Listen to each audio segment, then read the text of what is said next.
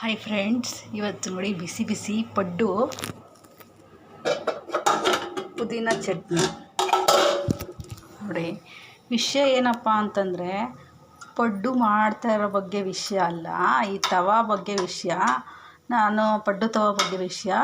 ನಾನೊಂದು ಹಳೇದೊಂದು ವಿಡಿಯೋ ಹಾಕಿದ್ದೆ, ಅದರಲ್ಲಿ ದೋಸೆ ತವಾ ಬಗ್ಗೆ ಹೇಳಿದ್ದೆ, ಯಾವ ಥರ ಹೊಸ್ದಾಗಿ ಇಟ್ಕೊಳ್ಳೋದು ಅಂತ. ನೋಡಿ, ಇದು ಪಡ್ಡು ತವಾ ಬಂದ್ಬಿಟ್ಟು ನಾನು 3 ವರ್ಷ ಆಗಿದೆ ತೊಗೊಂಡು. ನೋಡಿ, ಇವತ್ತಿಗೂ ನೋಡಿ ತೋರಿಸ್ತೀನಿ, ಇವತ್ತಿಗೂ ಇನ್ನೂ ಹೊಸ ಥರ ಇದೆ. ಅದೇ ಏನಂತಂದರೆ ಬಟ್ಟೆನಲ್ಲಿ ಒರೆಸ್ಕೊಂಡು ಇಟ್ಕೊಂಬಿಡ್ಬೇಕು. ಎಲ್ಲೂ ಸ್ಕ್ರಾಚ್ ಆಗಿರೋದಾಗಲಿ ಎಣ್ಣೆ ಕರೆ ಮೆತ್ಕೊಂಡಿರೋದಾಗಲಿ ಎಲ್ಲೂ ಇಲ್ಲ.